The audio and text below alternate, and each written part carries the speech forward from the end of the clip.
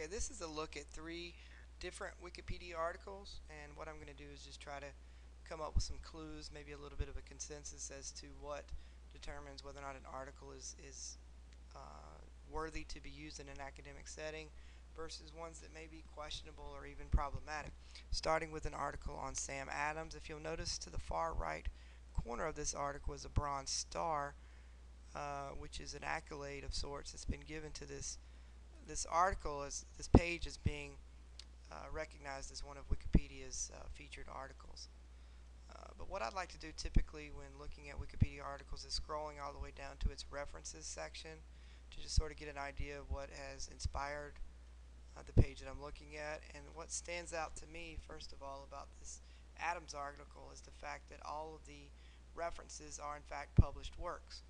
So published works, I'm familiar with some of these. Pauline Maier, I'm familiar with her work, but some of these I'm not. But these all appear to be published works, and it's been cited 235 times. That would lend credibility to the fact that some significant effort has gone into producing this article. So the fact that all the references are published works and the fact that it has a bronze star would deem this article certainly of worthy to be used in a classroom setting. Let me go to another article that has sort of a different presentation. This article I found on Verrazano, the Explorer. Sort of the first thing that jumps off the page is this marking here that has been determined the site to be, its accuracy to be disputed.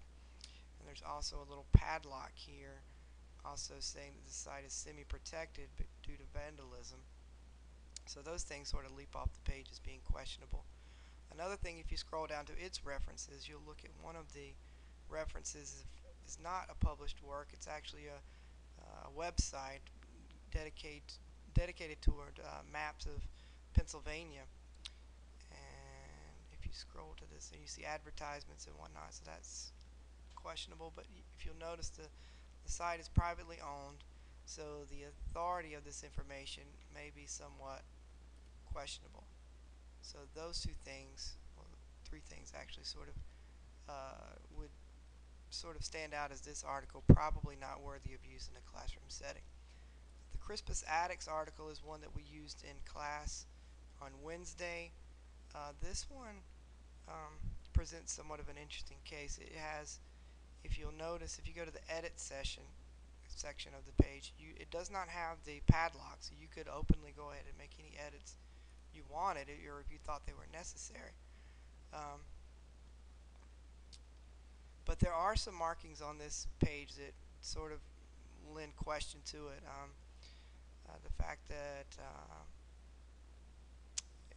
they're wanting help to improve the credibility of this site by adding reliable sources, so they're looking for editors to try to promote the worthiness of this article. So it may or may not be in a current state that's at least up to the standards that Wikipedia is trying to promote. But one, and we noticed this in class, but one of the references that stands out is one called Africa Within, which I'm not really familiar with. We looked at it in class briefly, but this is just another, just sort of an external link to another biography with some ads there. So this one is certainly questionable as far as a citation or a reference. Also, this one here, the murder of Crispus Attucks, there's not really much said about it, and it does go to, like we noted in class, it does go to a Library of Congress link, but it does on the surface at least appear somewhat questionable. So I think the things that mainly stand out as far as whether or not a site is worthy or not are the alarming little notes here as to whether or not it's disputed, the padlocks and whatnot. But I guess what really to look for in terms of sites that are worthy of use is it still available to be edited, and possible accolades. You know, is this site received some sort of recognition from the Wikipedia community? But most importantly, the citations, the references. If they're all published works, or if the majority of them seem to be published works, I think that lends credence to the fact that it's potentially a trustworthy site for use in the classroom.